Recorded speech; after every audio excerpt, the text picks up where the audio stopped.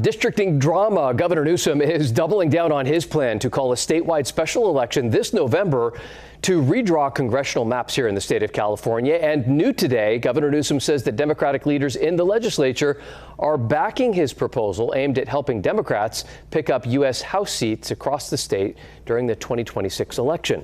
All of it, according to Governor Newsom, is a response to President Trump and Texas Republicans as they are trying to redraw congressional maps in the Lone Star State to help Republicans win more seats there. Fox 40 Capitol reporter Eitan Wallace was with Newsom today and has his message.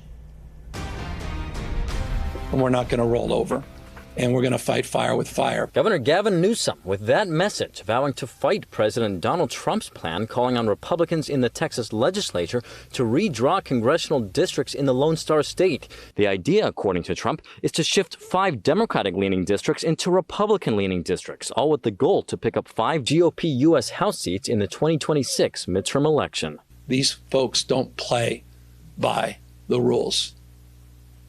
If they can't win playing the game with the existing set of rules, they'll change the rules. That's what Donald Trump has done.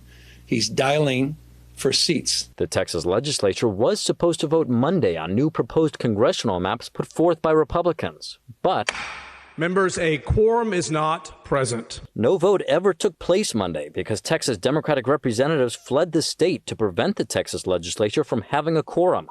No quorum means no vote. Leaving the state does not stop this House from doing its work. It only delays it. Texas Republican Governor Greg Abbott posting this on social media, calling for the Texas Department of Public Safety to arrest each Democrat who fled the state. Should those Democrats eventually return and should Texas Republicans move forward with their redistricting plan, Newsom says he'll respond with his own plan. Whatever they are doing will be neutered here in the state of California. Specifically, he says, if Texas Republicans move forward with their plan, then Newsom would consider a plan to redraw California's 52 congressional districts to help Democrats pick up U.S. House seats statewide in the 2026 midterm election. He makes clear, though, any newly redrawn congressional district maps part of his new plan would need to be approved by California voters in a special election this November. It's a plan California Democratic leaders, including Assembly Speaker Robert Rivas, discussed and endorsed over the weekend. We're not drawing lines to draw lines. We're holding the line on democracy, on the rule of law. Newsom acknowledges his plan to redraw congressional district lines in favor of Democrats means changing how the state has drawn maps since 2010.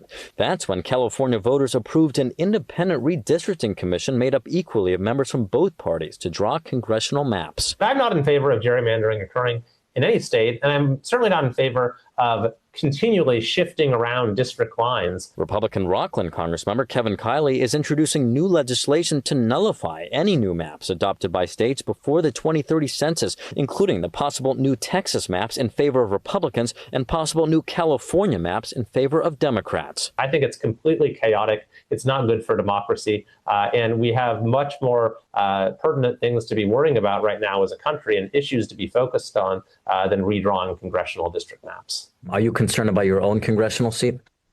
I'm not super concerned about my own seat because I won by 46,000 votes in the last election. But I'm very concerned about democracy in our state, about representative government.